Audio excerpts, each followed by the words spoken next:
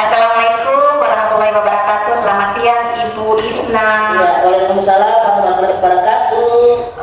Di sini saya hanya ingin berkolaborasi dengan Ibu Wali kelas 4. Kebetulan memiliki anak disabilitas yang dengan autismenya. Ini terdapat data dari kasusnya Fatih. Fatih adalah murid kelas 4 di SD 66 Kota Timur.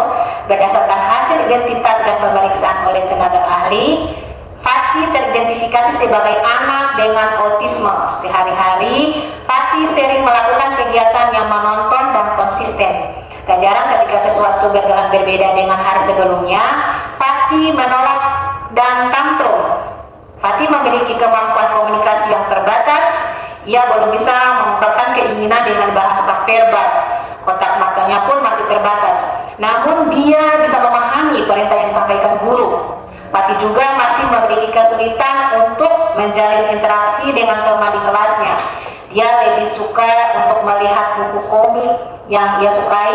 Namun demikian, Fatih adalah anak yang memiliki kemampuan akademik yang hampir sama dengan teman-temannya di kelas.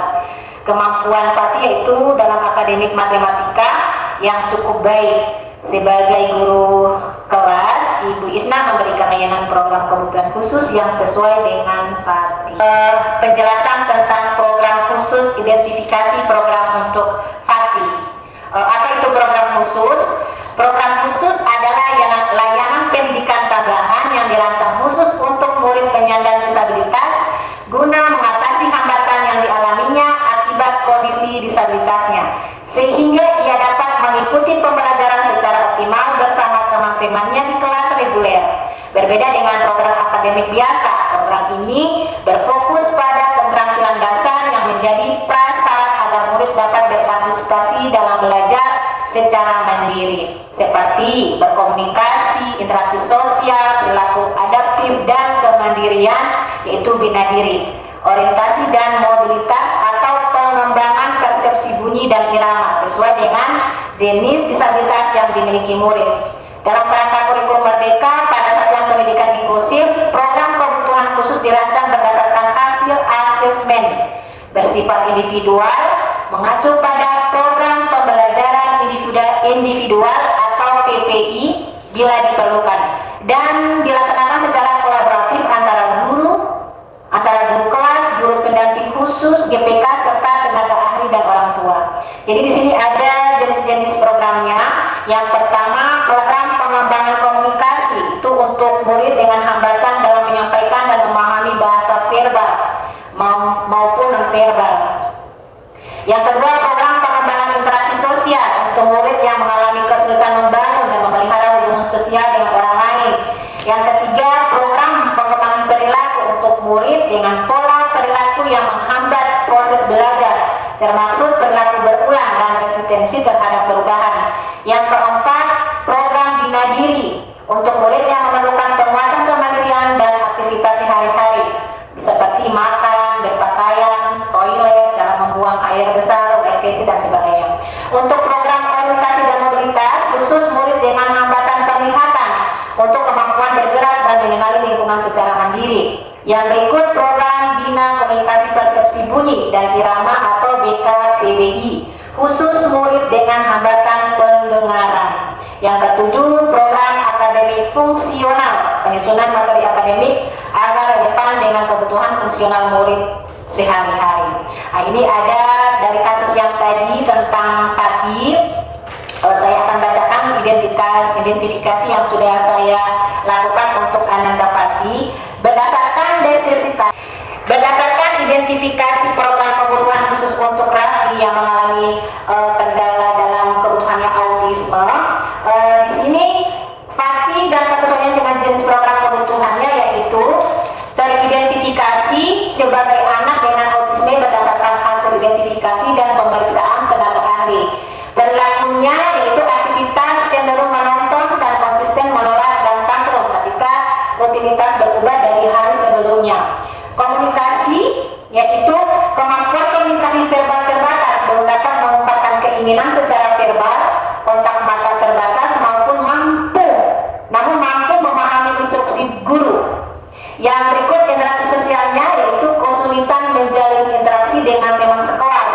lebih memilih membaca buku komik kesukaannya secara mandiri. Akademiknya yaitu kemampuan akademik relatif secara dengan teman sekelas, kemampuan matematika tergolong cukup baik untuk Ananda Fatih.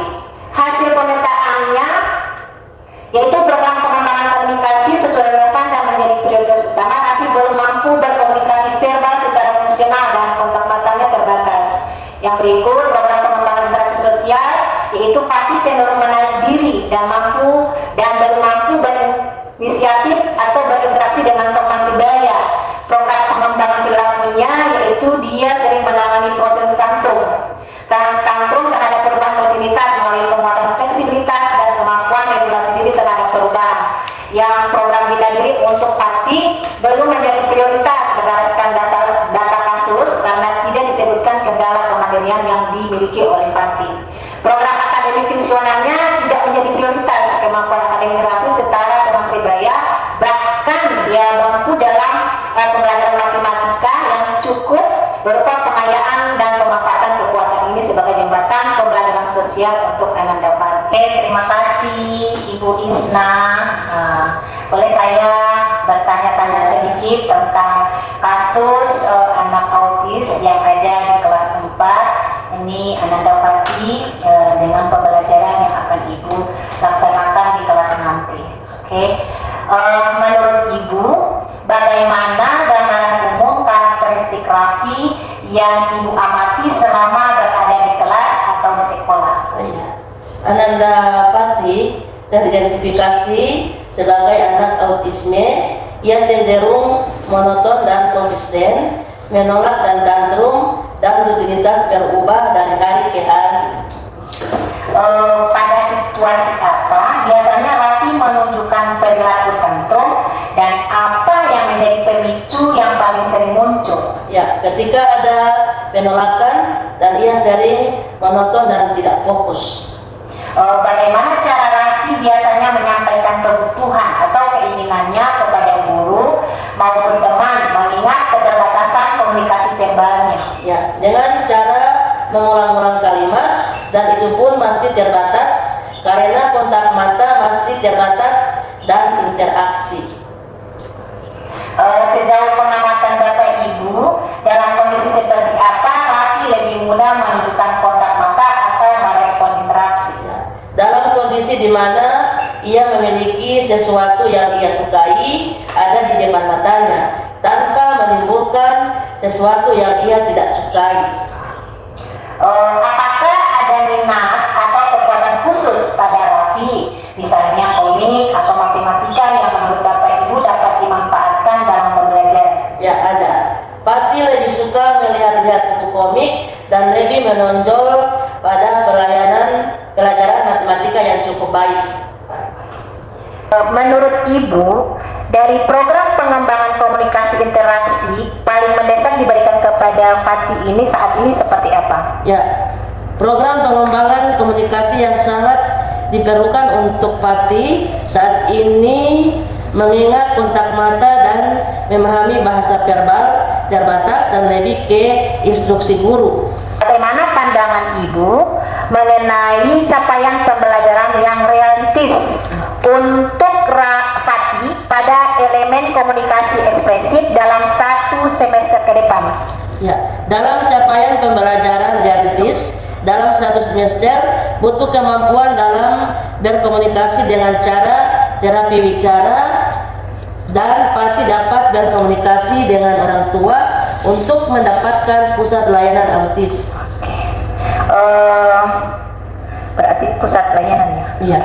Apakah capaian pembelajaran program kebutuhan khusus tersebut perlu dikaitkan langsung dengan capaian pembelajaran akademik di kelas reguler ataukah berjalan sebagai layanan terpisah? Ya, tidak menjadi prioritas karena kemampuan akademik Fatih setara dengan teman sebaya. Layanannya cukup berupa pengayaan atau pemanfaatan kekuatan dalam sosial komunikasi.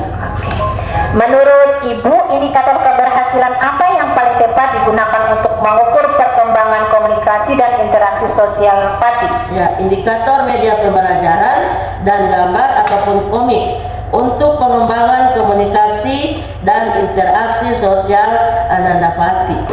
Berdasarkan profil Raffi, menurut Ibu, layanan apa yang sebaiknya didahulukan? Program komunikasi, interaksi sosial, atau penanganan perilaku tantrum? Ya, menurut saya penanganan perilaku tantrum untuk melakukan pemeriksaan ke psikolog maupun dokter spesialis. Apakah layanan tersebut menurut Ibu lebih efektif diberikan secara individual, one on one, kelompok kecil, atau terintegrasi dalam pembelajaran kelas reguler? Ya, pada layanan untuk Ananda Fati lebih ke individual dan one on one. Berapa intensitas dan frekuensi layanan yang Ibu rasa wajar diberikan kepada Fati tanpa mengganggu partisipasinya di kelas reguler? Ya, frekuensi layanan yang wajar kepada Fati yakni membaca gambar dan memberikan pembelajaran tutor sebaya atau proyek sederhana. Sumber daya atau dukungan apa? Misalnya guru pendamping khusus, media visual, atau alat bantu komunikasi yang menurut Ibu perlu disiapkan sekolah untuk dukungan program ini. Ya. Sumber daya dukung yakni guru pembimbing khusus dan media visual dan alat bantu untuk dapat disiapkan oleh sekolah. Pihak-pihak mana saja, misalnya guru kelas, guru pendamping khusus, GPK, orang tua, terapis, yang menurut Ibu perlu dilibatkan dalam pelaksanaan program ini? Ya, yang perlu dilibatkan adalah pihak orang tua, guru pembimbing khusus, dan ahli untuk dapat dilibatkan dalam program ini. Bagaimana bentuk komunikasi atau koordinasi yang selama ini atau sebaiknya dilakukan antara guru kelas dan orang tua terkait konsistensi penanganan Fati di rumah dan sekolah? Ya, berupa buku penghubung ataupun via media WhatsApp grup kelas untuk melakukan sounding di rumah kepada Ananda Fati.